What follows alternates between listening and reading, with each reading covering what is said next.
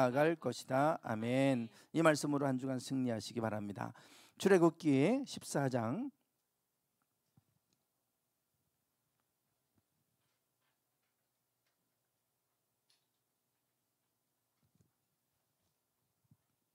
출애굽기 14장 15절부터 22절까지입니다.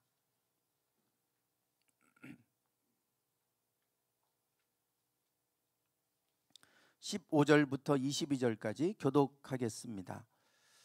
여호와께서 모세에게 이르시되 너는 어찌하여 내게 부르짖느냐? 이스라엘 자손에게 명령하여 앞으로 나아가게 하고 지팡이를 들고 손을 바다 위로 내밀어 그것이 갈라지게 하라. 이스라엘 자손이 바다 가운데서 마른 땅으로 행하리라. 내가 애굽 사람들의 마음을 완악하게 할 것인즉 그들이 그 뒤를 따라 들어갈 것이라. 내가 바로와 그의 모든 군대와 그의 병거와 마병으로 말미암아 영광을 얻으리니 내가 바로와 그의 병거와 마병으로 말미암아 영광을 얻을 때에야 애굽 사람들이 나를 여호와인 줄 알리라 하시더니 이스라엘 진 앞에 가던 하나님의 사자가 그들의 뒤로 옮겨가매 구름 기둥도 앞에서 그 뒤로 옮겨 애굽 진과 이스라엘 진 사이에 이르러 서니 저쪽에는 구름과 흑암이 있고 이쪽에는 밤이 밝음으로 밤새도록 저쪽이 이쪽에 가까이 못하던. 모세가 바다 위로 손을 내밀매 여호와께서 큰 동풍이 밤새도록 바닷물을 물러가게 하시니 물이 갈라져 바다가 마른 땅이 된지라. 이스라엘 자손이 바다 가운데를 육지로 걸어가고 물은 그들의 좌우에 벽이 되니. 아멘. 주중에 부동산에 좀 다녀왔습니다. 우리 교회 좀 빨리 올 수 있는 사람을 좀 알아봐 달라고 부탁을 하려고 이제 우리 이곳에 우리가 오도록 중개해 주셨던 그 부동산 사장을 좀 만났습니다. 광고에서 말씀을 드렸던 것처럼 우리가 내년 2월까지 지금 계약이 자동 연장이 돼 있는 상태이기 때문에 우리가 뭐 계약 기간이 잔금이 9월이기는 하지만 뭐 공사 한 2달 정도, 2달에서 3달 정도 생각을 하는데요. 그러면 이제 우리가 연말에나 뭐 빠르면 12월 초 아니면 12월 말 정도 이렇게 들어가게 되겠죠. 그러면 이제 이제 내년 1월, 2월 2달 정도는 이제 우리가 이제 이중으로 이제 부담을 해야 되는 것도 있고 또 조금 더 일찍 임차인이 나타난다면 잔금을 좀 더 일찍 치르고 우리가 일찍 들어갈 수도 있고 뭐 이런 상황이기 때문에 중요한 것은 이제 이곳에 올 수 있는 분을 빨리 이제 찾는 것인데요. 그래서 좀 부동산을 좀 갔어요. 우리가 이미 땅을 산 것을 알고 있습니다. 그래서 참 잘 사셨다고 축하드린다고 뭐 이런 얘기를 하면서 그러면서 오시다 보면 여기 이제 교회 이렇게 오다 보면 대성 칼국수 예전에 있던 그 건물 지금 다 이렇게 뜯어서 뼈대만 남아 있잖아요. 그 허름하게 조립식으로 져놓은 그 땅 200평도 안 되는 그 땅인데 그게 이제 28억에 매매됐다고 그래요. 그러면서 우리 건물은 35억 이상 가는 지금 가치라고 그래요. 제가 그 말을 듣는데 왜 이렇게 땅값이 올랐는지 저희가 이곳에 오기 전에 저 지금 28억에 팔린 저 땅이 저 노래방도 있었고 막 허름했던 저곳이 10억 조금 더 주고 누가 샀다는 얘기를 제가 들었거든요. 그래서 이 건물도 뭐 20억 줄 때가 팔아라 그랬는데 이제 주인이 안 팔고 했는데 지금은 35억 이상 가는 이제 이런 땅이 됐어요. 그러면서 무슨 얘기를 하냐면 저희가 이곳에 오기 전에 저 6층에 있다가 이곳에 올 때 그 부동산에 우리가 좀 갈 만한 데를 좀 알아봐 주세요. 그리고 여기 저기도 알아봐 주고 이제 했던 분입니다. 그때 땅도 좀 알아봐 주세요 그랬는데 그때 저희에게 소개해 줬던 땅이 있었어요. 지금 현대 아울렛이 들어와 있잖아요. 그 앞에 하늘소망교회가 지금 건축되어져 있습니다. 그 땅을 저희한테 소개했었어요. 그 땅이 한 180평 정도 되는 땅입니다. 그런데 저희에게 그때 그 당시에 너무 싸게 나왔으니까 그 땅을 사시고 거기다 건축하면 어떻겠냐고 소개를 했었어요. 그때 180평 정도 되는데 한 13억 정도의 소개를 했었습니다. 평당 한 700만 원 정도밖에 안 되는 거니까 지금 생각하면 너무나 싸게 나왔던 그 땅이에요. 금매로 나왔다고 그러면서 우리에게 그 땅을 소개했었어요. 예.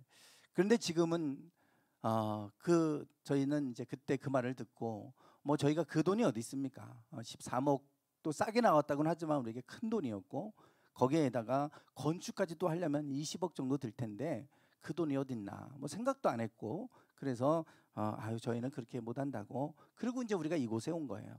그리고 나서 이제 저 땅을 하늘소망교회에서 사서 건축을 했는데 저는 지금 저 땅은 땅값만 40억이 넘습니다. 그래요. 그러니 그때 사셨으면 참 좋았을 텐데 너무 아쉽다고 이제 이런 얘기를 합니다. 생각하면 좀 아쉬움도 있어요. 그때 샀으면 뭐 40억이 넘은 가치가 될 테니까. 그런데 제가 그런 얘기 했습니다. 그때는 저희에게 그게 사야 되겠다는 마음도 없었고 그래서 이거는 우리 때가 아니었던 것 같다고 그랬습니다. 그건 우리 것이 아니었던 것 같다고. 우리 거였다면 하나님이 그때 마음을 막 주셨을 건데 그런 마음이 하나도 없었어요. 그래서 우리 때가 아니었구나. 그리고 그것이 아무리 좋아도 자기 것이 아니면 그러면 어울리지 않는 게 있잖아요. 아무리 좋아도 또 그것이 필요한 때가 있는 거고 아무리 좋아도 필요한 때가 있는 거고 필요치 않은 때가 있는 거잖아요. 모든 것은 다 때가 있는데 우리 때가 아닌 것 같아요. 그런데 이제 지금은 잘 사셨다고 이제 그러면서 이제 이야기를 나눴어요. 올 해를 시작하면서 하나님이 우리에게 주신 말씀이 있었습니다. 주제의 말씀이 있었잖아요. 작년에 우리가 1월 달을 시작하면서 주셨던 말씀이 여호수아 1장 9절입니다. 내가 내게 명령한 것이 아니냐 강하고 담대하라 두려워하지 말며 놀라지 말라 내가 어디로 가든지 내 하나님 여호와가 너와 함께 하느니라. 작년 1월 달에 시작하면서 이 말씀 주셨어요. 그래서 1월 달 이 주제를 가지고 제가 말씀을 선포했고 우리가 특별 새벽 기도를 했습니다. 이 말씀을 주실 때는 저 의미가 무엇인지 몰랐는데 2월 말 3월 달 되면서 코로나가 본격적으로 확산되기 시작하면서 교회 예배들이 폐쇄되기 시작했죠. 그때 제가 알았습니다. 왜 저 말씀 주셨는지. 하나님이 강하고 담대하라고 저 말씀 주셨구나. 두려워하지 말라고. 어디로 가든지 내가 너와 함께한다. 우리를 그렇게 위로해 주시고 소망을 주시고 하시려고 저 말씀 주셨구나. 그리고 그때 알았어요. 올해 1월 달에는 전도서 3장 11절 말씀을 주셨습니다. 1월 달에 하나님이 모든 것을 지으시되 때를 따라 아름답게 하셨고 또 사람들에게는 영원을 사모하는 마음을 주셨느니라. 그러나 하나님이 하시는 일의 시종을 사람으로 측량할 수 없게 하셨도다. 올 한 해를 시작하면서 이 말씀을 주셨어요. 하나님이 우리에게 주시는 때가 있잖아요. 그때도 저 말씀을 전했긴 했지만 하나님의 때를 따라 때가 되면 우리를 아름답게 하시겠지 이런 기대감이 있었는데 이게 올해 일어날 줄은 저는 몰랐습니다. 우리에게 갑작스럽게 이런 일들이 일어나면서 뒤돌아보니까 저 말씀이 우리에게 아름다운 시간을 주시고자 해서 주셨던 말씀인가 보다. 이제 그런 마음이 드는 거예요. 돌아보니까. 그래서 하나님이 우리에게 이 때라고 할 때 때를 따라 아름답게 하신다고 하는데 이 때는 시간입니다. 시간인데 그냥 흘러가는 시간이 아니고 정해진 시간을 말하는 거예요. 에트라고 하는 정해진 시간을 말합니다. 하나님이 정해놓은 시간이에요. 이건 우리가 원하는 시간도 아니고 하나님이 우리에게 정해주신 시간들이에요. 그러니까 운명적인 시간인 거죠. 그 시간이 되면 우리를 아름답게 하신다. 이 말씀입니다. 그러나 우리는 그 때를 몰라요. 시종을 우리는 측량할 수 없게 하셔서 잘 몰라요. 다만 우리에게 주신 마음은 영원을 사모하는 마음을 주셨어요. 하나님을 사모하는 마음을 주셨고 하나님의 은혜 가운데 하나님의 믿음으로 섬기며 우리가 그 영혼을 사모하며 살아가면 그때는 몰라도 하나님 그때가 되면 우리를 아름답게 우리를 세워가시고 때가 되면 우리를 그렇게 인도해 가신다는 말씀입니다.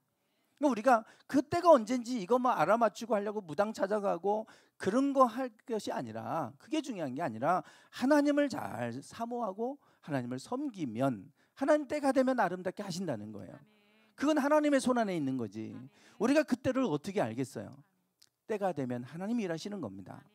그러니까 우리는 하나님을 사모하고 하나님을 잘 섬기고 그거 최선을 다해서 그렇게 하면 하나님이 우리를 그렇게 인도하신다는 거죠. 그래서 전도서 3장은 모든 것에는 범사의 기한이 있고 때가 있다. 끝이 있고 때가 있다 그랬어요. 심을 때가 있으면 뽑을 때도 있고, 살릴 때가 있으면 죽일 때도 있고, 또 꿰맬 때가 있으면 상처내게 하실 때도 있고, 여러 가지 때가 있다는 거예요. 하나님이 늘 세우기만 하시는 분이 아니라 때로는 무너뜨리기는 하시기도 하십니다. 왜? 그래야 우리를 세울 수 있으니까. 다 때가 있다는 거예요. 하나님의 때에 맞춰서 우리를 아름답게 인도해 가시는데, 중요한 것은 하나님 영원을 사모하는 거예요. 우리가 그러면 하나님께서 때를 따라서 아름답게 하실 줄 믿습니다. 그 때가 되면 하나님 일하시잖아요. 그때가 우리가 할 것은 하나님이 일하시도록 우리가 순종하는 것밖에 없어요. 그러면 하나님이 이끌어 가시는 겁니다. 오늘 우리가 그 때가 하나님이 일하시는 때라고 믿는다면 우리가 해야 될 건 믿음으로 믿고 하나님의 행하시는 일에 순종하고 나가는 것인 줄 믿습니다. 지난주 에스라 1장을 통해서 고레스에 대한 얘기를 했어요. 고레스가 저게 이제 고레스 무덤이잖아요. 고레스가 바벨론을 갑작스럽게 무너뜨리고요. 고레스가 페르시아 제국을 이루게 되는데, 뭐 바벨론도 그랬지만요. 로마도 마찬가지입니다. 작은 도시 국가였어요. 로마가 무슨 큰 나라였던 것도 아니고, 우리로 말하면 뭐 대전 같은 뭐 이런 작은 도시 국가였습니다. 아테네도 도시 국가잖아요. 다 그리스 아테네, 스파르타 다 도시 국가들입니다. 마치 예루살렘이라고 하는 한 도시, 그 도시가 하나의 국가처럼 되어 있는 형태예요. 그게 점점 세력이 확장돼서 거대한 로마를 이룬 것처럼 페르시아도 마찬가지예요. 갑작스럽게 등장했던 고레스에 의해서 거대한 제국을 이루게 됐고, 그가 바벨론을 무너뜨리고 제국을 이루자마자 그가 선포했던 것은 그 포로로 끌려왔던 이 이스라엘 백성들을 향해서 너희들 돌아갈 사람들은 돌아가서 너희들 하나님의 성전을 건축해라, 이렇게 이제 명을 내리잖아요. 우리가 지난주에 이 말씀을 나눴습니다. 그 령을 고레스 칙령이라 그럽니다. 이것이 실제로 고레스 무덤에서 발견됐다 그랬잖아요.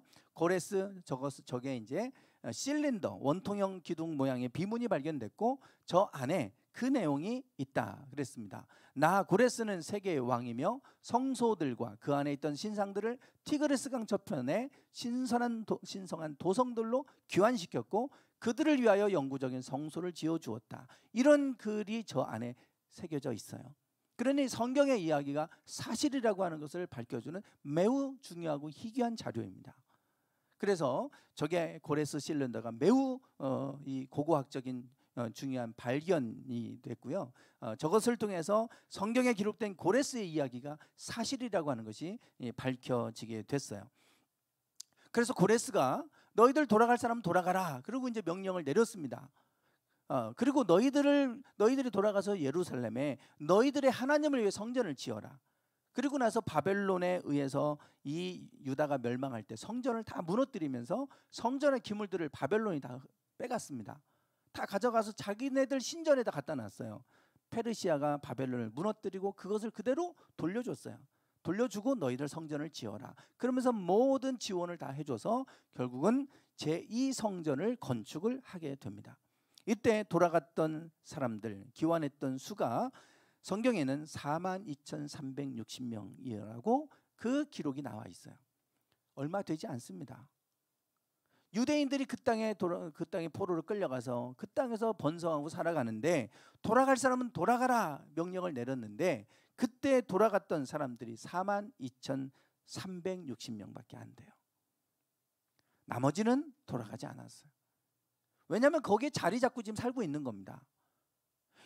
그 땅에 뿌리 내리고 살고 있는데, 그런데 돌아가서 살 사람은 살아라 그러니 가서 새로 시작해야 되잖아요. 안 가는 거예요. 그 대신에 그 남아있는 사람들은 금과 은과 보석과 뭐 여러 가지 많은 것들로 성전을 건축하는데 도움을 주었다고 우리가 지난주에 성경 말씀을 통해 보았잖아요. 하나님께서 그 남아있는, 돌아가지 않고 남아있는 그들을 향해서 또 다시 돌아갈 수 있는 기회를 주셨어요. 3번의 기회를 주셨습니다. 그게 이제 하나님이 주시는 기회, 시간들, 때예요, 때. 첫 번째는 이제 그 고레스 칙령에 의해서 스룹바벨이라고 하는 다윗의 왕족입니다. 다윗의 후손인데 스룹바벨이 지도자가 돼서 그들을 이끌고 갔어요. 그래서 간 사람이 42,360명입니다. 그리고 두 번째 2차로 또 칙령을 내는데요. 아닥사스다 왕 때입니다. 기원전 458년입니다. 요 사이가 이게 잠깐만요. 네, 80년이에요. 80년. 80년이 지나고 나서 아닥사스다 왕 때 그때 또 칙령을 내요. 너희들 돌아갈 사람은 돌아가라. 그래서 2차 기환을 하게 됩니다. 2차 기환을 할 때 우리 성경에 나오는 에스라가 그때 돌아오게 되죠. 학사 겸 제사장 에스라가 돌아옵니다. 돌아와서 그들에게 율법을 가르치게 됩니다. 왜 우리나라 이 유대가 성전이 이렇게 짓밟히고 우리가 멸망했을까? 그 이유는 하나님의 율법대로 살지 않았기 때문이다. 그래서 율법을 가르치기 시작합니다. 그때 세워진 것이 회당입니다. 유대인들은 회당, 지금도 회당이 있고, 유대인들은 정규 학교 수업이 끝나면 다 회당에 모입니다. 그들은 학원 같은 데 가지를 않아요. 우리하고 달라요. 제가 미국에 형 있을 때 그때 이제 몇 년 전에 미국 갔더니 거기 이제 유대인들이 사는 마을을 지나게 됐는데 그때 그런 얘기를 하는 거예요. 얼마나 검소하게 사는지 모른다고. 그 뉴욕에 있는 빌딩 몇 채를 갖고 있는데 그런데 허름한 청바지 입고 다니면서 청소하고 다니고 그렇게 검소하게 산다는 거예요. 그러면서 그들의 대부분을 기부하면서 살고 뭐 이렇게 한다는 거예요. 그게 이제 유대인 성경에 기록된 말씀대로 그렇게 살아가는데 그 사람들은 학교가 정규 수업, 고등학교도 정규 수업이 2시면 다 끝난답니다. 그러면 이제 가서 일할 사람은, 아르바이트 할 사람은 가서 아르바이트도 하고 또 그러는데 이 유대인들은 회당으로 다 모이는 거예요. 그 에스라 때부터 세워진 전통입니다. 모여서 토라를 공부합니다. 토라를, 율법을 공부하고 그 토라를 가지고 서로 토론하는 거예요. 그게 그들의 문화고 그들의 공부예요. 그런데 거기서 노벨상 수상자들이 나오잖아요. 에스라 때 회당이 만들어지고 율법을 가르치는 일을 했어요. 그러면서 안식일을 철저하게 지키고 절기를 지키고 그리고 정한 음식, 부정한 음식, 지금도 그렇게 나눠서 먹잖아요. 코셔 음식이라고 해서 그렇게 나눠 먹는 음식을 정한 음식, 부정한 음식을 안 먹습니다. 그래서 지금도 돼지고기 안 먹잖아요. 그 정한 음식, 부정한 음식을 나눠서 먹어요. 그리고 정결법이라고 해서 꼭 음식을 먹을 때 손을 씻고 먹습니다. 이미 그 시대부터. 그러니 사람들이 볼 때 저기는 유별난 민족이다. 그래서 저 민족을 구별해서 불렀던 이름이 유대인이에요. 그게 이제 유태인이 된 거예요. 지금까지. 유태인 이게 부른 게 저 율법 때문에 남들과 저 사람들은 다르게 산다. 그걸 구별하기 위해서 유태인 부른 게 지금의 유대인이 됐어요. 2차 때. 그리고 14년이 지난 3차 때 아닥사스다 왕 때입니다. 역시 그때 3차 칙령을 내요. 돌아갈 사람 돌아가라고. 그 세 번째 또 돌아갈 수 있는 기회를 주셨어요. 그때 누가 돌아왔냐면 느헤미야가 돌아와서 성벽을 재건하게 됩니다. 14년 후 일이에요. 하나님이 이 유다가 바벨론에 멸망할 때도 3번에 걸쳐서 멸망했거든요. 3번의 기회를 주셨는데 3번 다 하나님의 말씀을 따르지 않아서 결국 멸망했는데 돌아올 때도 3번의 기회를 주셨어요. 그런데 이와 같은 하나님의 기회는 한 번이 아니라 우리에게 돌이킬 수 있는 시간을 여러 번 주세요. 회개할 수 있는 시간을 몇 번 주세요. 그러니까 그 재앙과 심판이 오기 전에 하나님 반드시 돌이킬 수 있는 시간들을 주시잖아요. 하나님의 주시는 시간들, 때가 있어요. 돌이킬 수 있는 시간들. 이것을 보여주는 것이 우리 역사 속에서 매우 가까운 시대에 일어난 것이 있어요. 이스라엘 독립 과정에 관한 얘기입니다. 이스라엘이 AD 70년에 로마에 의해서 멸망했죠. 로마에 의해서 철저히 멸망당하고 제2성전도 다 무너졌습니다. 로마에 의해서 잔인하게 죽임당했고요. 그리고 유대인들은 또 세계 곳곳에 뿔뿔이 흩어져 살아가게 돼요. 그게 AD 70년이니까 그때는 고구려 백제 신라가 태동하고 얼마 안 된 초창기입니다. 우리 삼국시대 초창기예요. 그때부터 유대인들은 전 세계 뿔뿔이 흩어져 살았어요. 그때부터 지금까지 2000년 정도 되잖아요. 2000년 동안 자신들의 민족을 지키고 나라가 없으면서도 피가 섞이지 않고 자신들의 율법을 지키고 언어를 지키고 살아온 민족, 대단한 민족이죠. 삼국시대 때 나라가 없어졌는데 지금까지 그 나라를 이제 세우고 그 민족성을 유지하고 있다는 건 대단한 일입니다. 이런 전례를 찾아볼 수가 없잖아요. 그들이 1948년도에 독립을 해요. 지금 이스라엘과 팔레스틴 사이에 아주 전면전을 지금 벌이고 있잖아요. 지상군을 막 투입한다 막 그러고 지금 아주 심각하게 지금 전개가 되고 있습니다. 이스라엘과 팔레스틴 여기에 지금 이렇게 자꾸만 치열하게 자꾸 내전이 있고 이런 일들이 왜 있느냐? 그게 이제 이스라엘 독립과 관련된 거예요. 1948년도에 이 나라가 세워지는데요. 그 전에 70년도부터 흩어져 사니까 그 땅은 누가 살고 있냐면 이제 아랍계 사람들이 장악하고 사는 거예요. 페르시아라든지 거기 이제 뭐 아수르, 이란, 이라크 쪽에 그쪽 사람들이 다 그곳에 와서 그 땅을 차지하고 살고 있는 겁니다. 그러다가 그쪽이 오스만 투르크에 의해서 이슬람화 돼 버렸잖아요. 그러니 이제 그 땅은 다 이슬람화가 돼 가지고 아랍인들이 장악하고 살고 있는 땅이 된 거예요. 그런데 1948년도 2차 세계대전이 끝나면서 그러면서 5월 14일에 이스라엘이 독립하고 자기 나라를 세워요.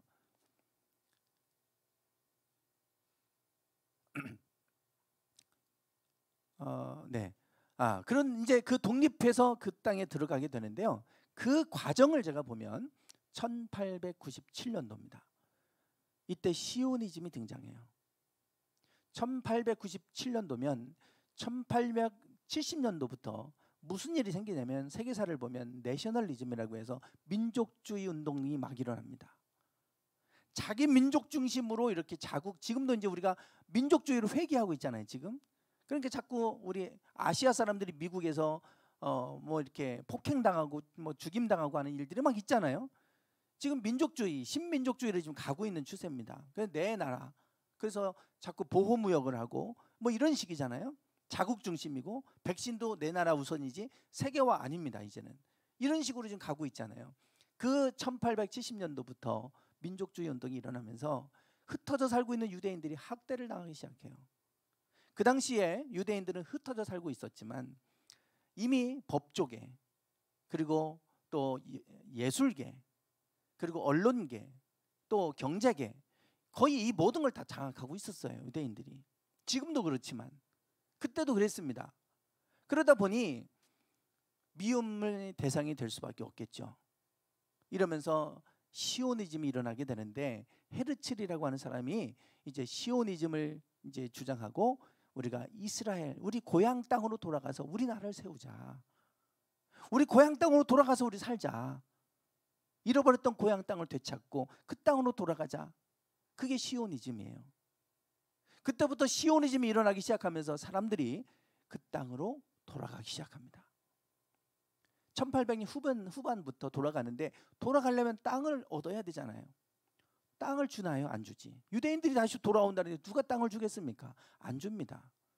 이미 유럽에 흩어져서 살면서 법조계 뭐 변호사들 하면 다 유대인들이 장악하고 있었고 그리고 예술계 뭐 음악하고 하는 사람들 다 과학계, 경제계 모든 걸 다 장악하고 있었는데 이걸 다 포기하고 그 땅 가서 살려면 다시 새로 시작해야 돼요. 마치 고레스가 칙령 낼 때 돌아갈 사람 돌아가라 그랬더니 4만 명 정도만 가고 안 갔잖아요. 그런 거 같은 거예요. 사람들이 가질 않아요. 가려면 다 모든 걸 포기해야 됩니다. 기득권. 지금까지 누리고 있던 건 포기하고 그 전 재산 팔아서 그거 가지고 돌아가야 돼요. 근데 돌아가야 되는데 문제는 땅입니다. 근데 아랍 사람들이 땅을 안 줘요. 그러니까 그들이 살지 않는 땅, 사막과 같은 땅 이런 땅을 비싸게 사는 거예요. 그러면 그거는 그래 니들 마음대로 해. 그러면서 그들이 집단 농장으로 모여서 살기 시작합니다. 그러면서 그들이 그런 땅부터 사갖고 오는 거예요. 전 재산을 팔아가지고 척박한 땅을 사가지고 또 와서 그 땅에서 개간하면서 같이 농장을 만들고 그러면서 사는 거예요. 생각해 보세요. 유럽에서 그렇게 지금 자리 잡고 아주 기득권을 누리며 사는 사람들이 다 포기하고 그 땅 가서 그렇게 살아야 되는데 쉬운 일이 아니잖아요. 그런데도 불구하고 우리 땅으로 돌아가자. 그래서 돌아가는 사람들이 있었어요. 대부분 안 갔죠. 그런데 1914년도 1차 세계대전이 일어납니다. 불과 이때가 17년 후예요. 시오니즘이 일어나고 17년이 지난 후에 1차 세계대전이 일어납니다. 1차 세계대전 아시잖아요. 세계사 공부하신 분들은 유럽에서 얼마나 많은 사람이 죽임을 당했습니까? 그러면 전쟁이 일어나면 내가 가지고 있던 모든 기득권 다 무너지잖아요. 그거 포기하지 않고 남아있던 사람들이 결국 17년 후에 다 무너지는 거예요. 1차 세계대전 때 다 잃어버렸고, 뭐 가지고 있는 은행에 돈 넣는 게 무슨 의미가 있습니까? 1차 세계대전이 일어났는데 다 무너져 버렸어요. 그때 독일이 워낙 막강해서 유럽은 독일을 상대할 수가 없었어요. 그 전쟁을 1차 세계대전에서 승리를 이끌게 된 중요한 사람이 바이츠만이라고 하는 유대계 과학자입니다. 우리가 와이즈만이라고 하는 학원들 이름 많이 보이시잖아요. 와이즈만, 바이츠만이에요. 그걸 이제 독일어로 이제 얘기하면 바이츠만, 여기가 와이즈만, 영어식 표현으로 와이즈만 그러는 건데, 바이츠만 이 사람이 뭐를 만들었냐면 아세톤을 만듭니다. 무기를 만들려면 아세톤이 필요해요. 그 무기를 멀리 내보내려면 화학과 관련해서 아세톤이 필요한데, 당시 아세톤을 얻을 수 있는 방법은 나무를 증류시키면 쪄내면 거기서 소량이 나온대요. 그 소량의 아세톤을 얻는 건데 독일은 그걸 많이 얻어냈어요. 근데 이 영국이나 이런 유럽에는 그걸 얻어낼 수 있는 기술이 별로 없었어요. 그런 전쟁에서 무기 싸움에서 밀리니까 안 되죠. 그런데 이 바이츠만이 화학자여서 실험을 하다가 우연스럽게 이 아세톤이 만들어졌어요. 아세톤이 이렇게도 만들어지는구나, 실험실에서. 그래서 이것을 이제 우연스럽게 발견했고요. 그 아세톤을 대량으로 생산해낼 수 있는 방법을 찾아냅니다. 그것 때문에 1차 세계대전 승리로 이끌어요. 그때 영국의 수상이 바이츠만을 불러다가 내가 당신에게 소원 한 가지를 들어주겠다. 그 한 가지만 얘기해라. 그 한 가지가 우리 땅, 팔레스타인 땅으로 돌아가서 우리 유대인들이 살 수 있도록 그 나라를 세워주십시오. 이런 부탁을 합니다. 그 수상이 약속했어요. 그 약속을 한 것이 바로 벨푸어 선언이라고 하는 겁니다. 1917년도에 이 벨푸어는 당시 외무장관이 발표한 거예요. 팔레스틴의 유대인 나라를 건설하도록 해주겠다, 약속한 선언입니다. 1917년에 벨푸어 선언을 했어요. 그게 이제 바로 이 바이츠만이 저 사람이에요. 아세톤으로 전쟁을 승리로 이끌었던 거죠. 그러니까 이제 분위기가 유대 땅으로 돌아갈 수 있는 분위기가 많이 무르익었습니다. 그런데도 안 돌아간 사람들이 많았어요. 여전히 나라를 세워주고 나서 갈 사람 가 그러면 갈 텐데 나라가 세워지지 않았어요. 왜냐하면 아랍계 사람들이 살고 있었고, 그러니 거기가 정세가 너무 복잡하니까 나라 세워주겠다고 약속은 했는데 이걸 선뜻 영국이 할 수가 없었어요. 그런데 가는 사람들은 여전히 가긴 했지만 많이 못 갔죠. 그리고 나서 어떤 일이 일어났냐면 1929년입니다. 세계 경제 대공황이 일어나요. 은행들이 파산했어요. 자신들이 가지고 있던 건 다 잃어버렸습니다. 종이 쪼가리가 됐어요. 불과 15년 만에 일어난 일입니다. 지금 잘 보시면 역사를 보세요. 제가 저 이스라엘 독립과정을 제가 보면서 하나님이 돌아갈 수 있는 기회에 시오니즘이 등장하게 하는 그 과정부터 돌아가라고 하는데 돌아가지 않으니까 저런 일들이 몇 번씩 일어나는데 하나님이 돌아갈 수 있도록 기회들을 주시는 거예요. 너희들이 돈을 의지했고 너희들이 그동안 쌓아놓은 부와 명예를 의지했던 거 하나님 다 하나씩 다 무너뜨리는 거예요. 경제 대공황이 옵니다. 은행에 쌓아놨던 것 다 파산돼서 다 날아가 버렸어요. 그러면 차라리 훌훌 털고 그냥 가버리기 쉽잖아요. 하나님이 다시금 기회 주신 거죠. 그런데도 안 간 사람들이 많이 있었어요. 그리고 나니까 1939년도에 2차 세계대전이 일어났어요. 히틀러가 등장하죠. 아시는 것처럼 유대인들이, 거기 남아있는 유대인들이 학살을 당했잖아요. 너무 잔인하게. 600만 명이 잔인하게 죽임당했습니다. 하나님 주신 기회들이, 역사를 보니까요, 하나님이 빨리 가라고. 마치 소돔과 고모라성이 멸망할 때 롯을, 가족들을 이끌어내라고 하는데 안 가니까 천사가 막 강제로 끌어냈잖아요. 아내하고 2딸만. 나머지 사위들 안 왔잖아요. 결국은 그 성에 의해서 다 죽임당했던 것처럼 이 시오니즘이 등장할 때부터 하나님 빨리 돌아가라고 하나님의 기회를 주시는 거예요. 1차 세계대전 바이츠만을 통해서 영국의 수상이 약속도 해주고, 그러니까 막 돌아갈 수 있도록 분위기를 조성해 주시고 하는데도 안 가니까 2차 세계 경제 대공황이 와서 그들이 의지했던 거 다 무너지게 했고, 그래도 안 가니까 2차 세계대전이 왔는데 이때는 너무 끔찍하게 다 죽임을 당하는, 이게 이스라엘의 역사예요. 그리고 나서 1945년이 아니라 1948년입니다. 지금 제가 저기 잘못 써놨네요. 48년도 6년이니까 지금 3년 9년 정도 차이네요. 그리고 나서 이스라엘은 독립합니다.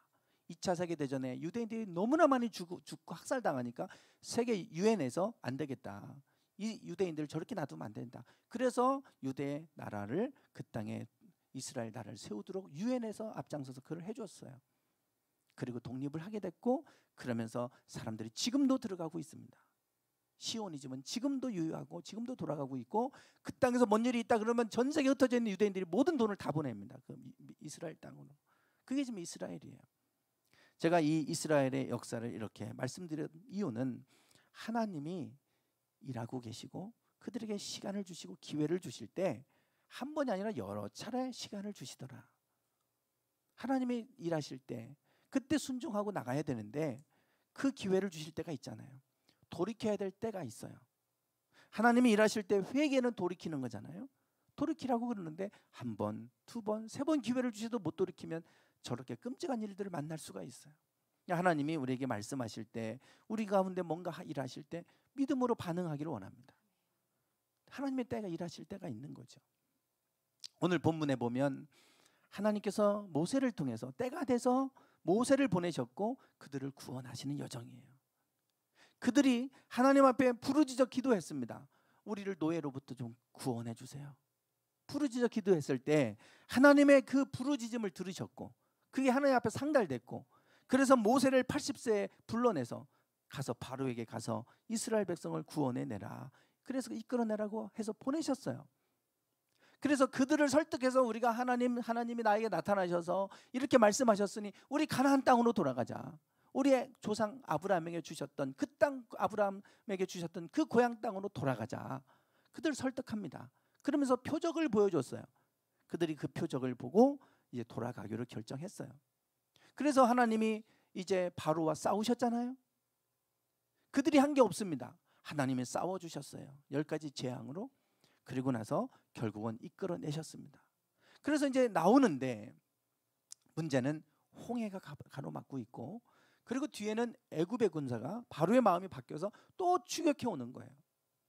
이 상황에 지금 직면해 있습니다. 그때 그 백성들이 모세를 원망하면서 이렇게 얘기합니다. 11절과 12절에서 그들이 또 모세에게 이르되 애굽에 매장지가 없어서 당신이 우리를 이끌어내어 이 광야에서 죽게 하느냐? 어찌하여 당신이 우리를 애굽에서 이끌어내어 우리에게 이같이 하느냐? 우리가 애굽에서 당신에게 이른 말이 이것이 아니냐? 이르기를 우리를 내버려 두라. 우리가 애굽 사람을 섬길 것이라 하지 아니하더냐? 애굽 사람을 섬기는 것이 광야에서 죽는 것보다 낫겠노라. 차라리 광야에서 죽는 것보다 애굽 땅으로 돌아가서 그들을 섬기는 게 낫겠다. 돌아가자 이 말이에요. 다시 애굽 사람에게 항복하고 돌아가자, 이런 말을 합니다. 하나님이 지금까지 일해 오셨고 10가지 재앙으로 그들을 구원해 내셨고, 그들이 간절한 소망이 우리를 구원해 달라는 거였는데, 그들이 그 부르짖음이 상달돼서 하나님 일하셔서 끌어냈는데, 홍해 앞에 딱 부딪히고 나니까 돌아가자는 거예요. 다시. 이게 그들의 모습이었어요. 하나님께서 이 상황 속에 모세가 할 수 있었던 것은 또다시 하나님 앞에 엎드려 기도하는 겁니다. 모세가 기도하죠. 이게 15절 16절 이번 주 선포해야 될 말씀이에요. 다시 한번 같이 한번 읽어보실까요? 15절 16절 시작. 여호와께서 모세에게 이르시되 너는 어찌하여 내게 부르짖느냐? 이스라엘 자손에게 명령하여 앞으로 나아가게 하고 지팡이를 들고 손을 바다 위로 내밀어 그것이 갈라지게 하라. 이스라엘 자손이 바다 가운데서 마른 땅으로 행하리라. 아멘. 매우 중요한 말씀입니다. 뭐라고 하시냐면 어찌하여 너는 내게 부르짖느냐. 우리가 그런 상황이 오면 앞에 홍해가 가로막고 있고 뒤에서는 애굽의 군대가 쫓아와요. 이제는 앞으로 갈 수도 없고 뒤로 돌아갈 수도 없는 이러한 상황에 놓여 있어요. 그러면 우리가 할 수 있는 게 없으니까 기도해야 되잖아요. 모세가 기도한 겁니다. 그랬더니 하나님 뭐라고 하시냐면 어찌하여 너는 내게 부르짖느냐 그러세요. 그러면서 이스라엘 자손에게 명령하여 앞으로 나아가게 하고, 오늘 설교 제목입니다. 명령하여 이스라엘 백성을 앞으로 향해 나가게 해라. 우리가 신앙생활하면서 잘못 생각하는 게 있습니다. 기도만 하고 있는 거예요. 기도만 하고.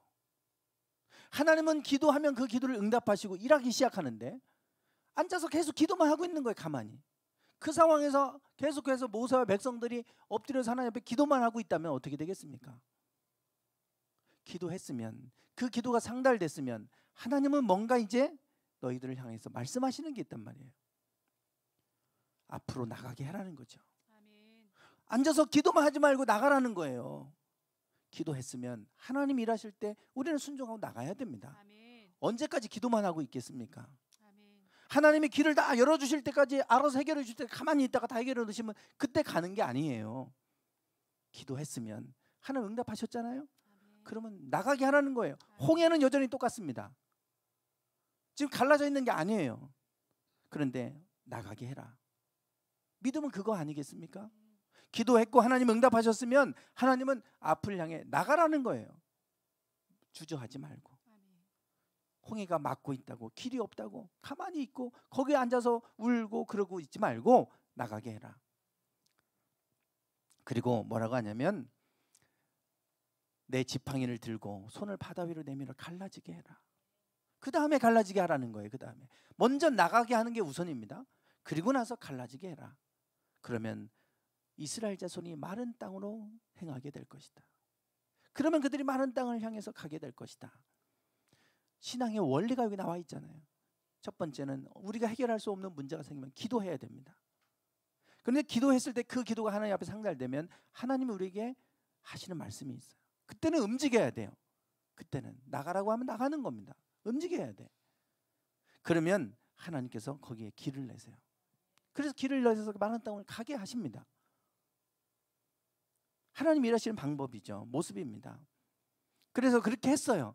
앞을 향해 나가게 했습니다. 나갑니다. 그리고 그들을 향해 그 홍해를 향하여 지팡이를 들고 그 홍해를 향해 명령했을 때 하나님이 일하기 시작하셔서 길을 내기 시작합니다.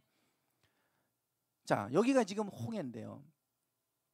저렇게 길을 따라 가면 저게 지금 홍해인데 저기를 지나가는 거잖아요. 저 홍해가 지금 보시는 것처럼 이렇게 가는데 저렇게 깊은 골짜기입니다. 그런데 지금 저 곳만 매우 얕잖아요. 사람이 지나가면 지금도 허리밖에 안 닿을 정도로 저기는 길이 나 있습니다. 아까 꼬불꼬불한 길 따라 나오면 저래요. 그런데 지금 원래는 저 길이 없었던 거잖아요.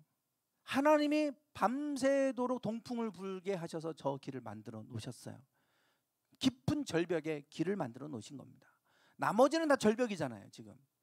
그러니까 홍해만 갈라놓는다고 된 게 아니라 하나님 길을 만드신 거예요. 그 땅을 마른 땅으로 만들어 놓으셨다고 그러잖아요. 그 땅의 절벽을 하나님 저렇게 만들어 놓으셨어요. 자, 성경에 보면 모세가 바다 위로 손을 내밀매 여호와께서 큰 동풍이 밤새도록 바닷물을 물러가게 하셨어요.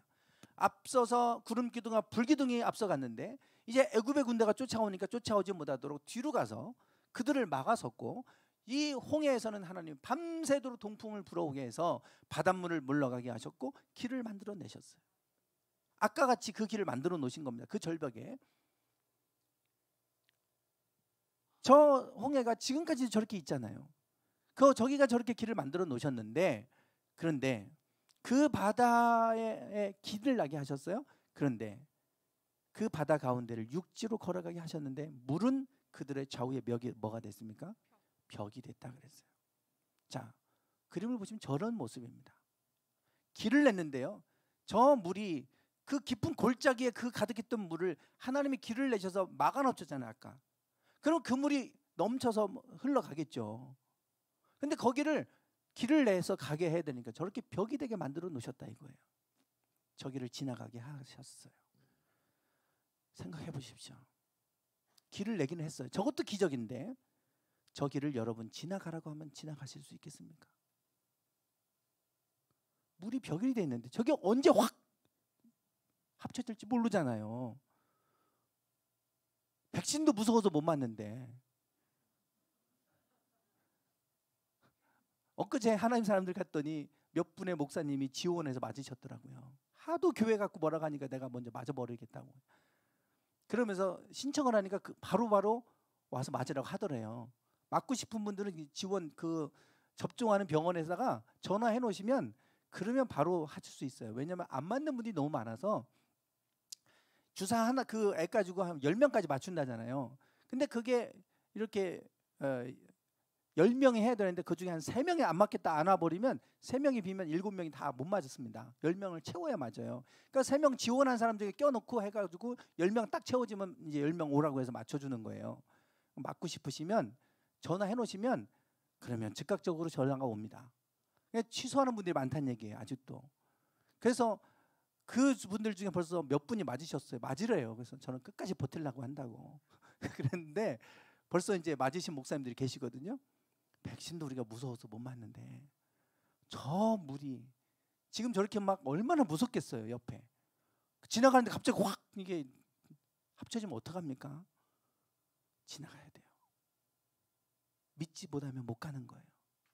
하나님이 길을 만들어 놓으셔도 위험이 다 제거되는 건 아니에요. 그러나 하나님 막아서고 계신 거죠. 우리가 볼 때는 위험하지만 하나님은 위험하지 않게 막고 계신 거예요. 우리가 믿음으로 가는 거 아닙니까? 하나님이 일하셔서 길을 만들어 내셔도 그 길을 가려면 믿음이 필요한 거예요. 그래서 명령하여 앞으로 나가게 해라.